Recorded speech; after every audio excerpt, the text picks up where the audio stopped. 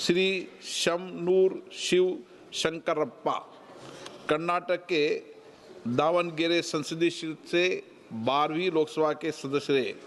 वे मानव संसाधन विकास समिति सदस्य भी रहे। इससे पहले उन्होंने कर्नाटक विधानसभा के सदस्य के रूप में 6 कार्यकालों तक कार्य किया। वे कर्नाटक सरकार में मंत्री भी रहे।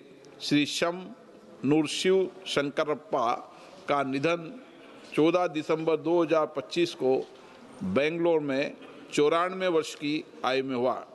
ये सभा अपने पूर्व साथियों के निधन पर गहरा शोक व्यक्त करती है और शोक संतप्त परिवारों के प्रति अपनी गहरी संवेदना व्यक्त करती है। अब सभा दिवंगत आत्माओं के सम्मान में मौन रहेगी।